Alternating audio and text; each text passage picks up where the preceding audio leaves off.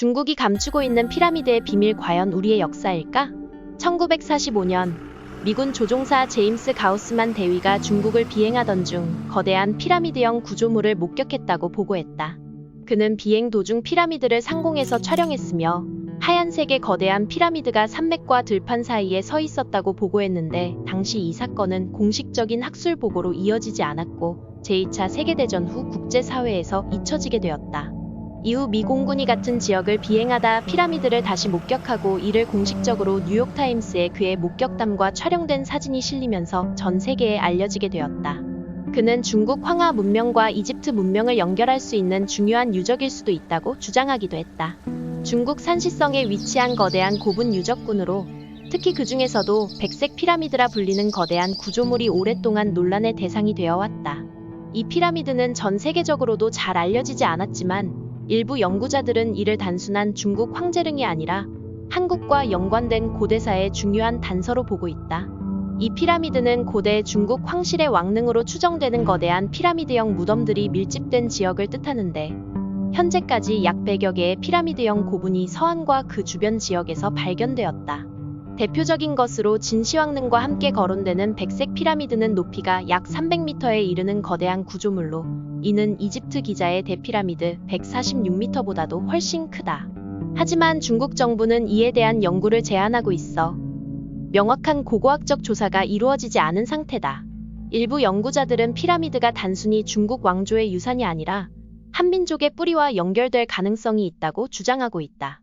이 피라미드가 있는 지역은 과거 동이족이 활동했던 곳과 겹치는 것으로 보이며, 특히 고조선과의 연관성이 제기되고 있다.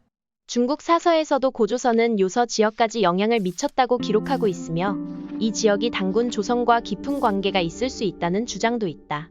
이곳에서 발견된 유물 중에는 고조선, 부여, 고구려 문화와 유사한 청동기와 석기들이 존재하는데, 이는 고대 동이족, 한민족의 조상으로 여겨지는 세력이 서쪽으로도 세력을 확장했을 가능성을 시사한다.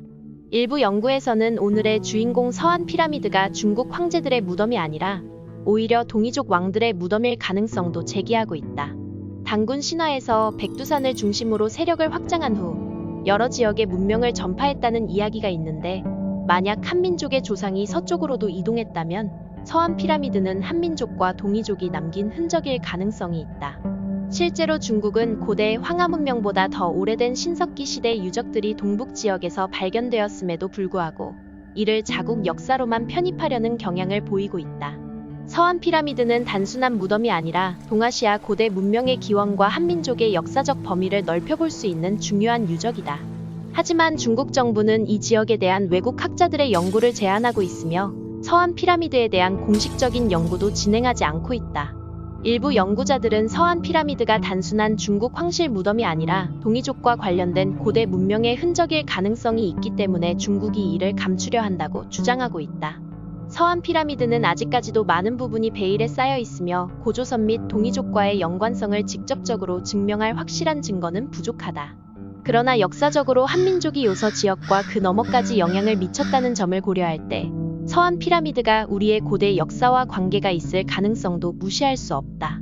앞으로 추가적인 연구와 유물 발굴이 이루어진다면 동아시아 문명의 기원을 다시 생각해볼 중요한 단서가 될 수도 있을 것이다.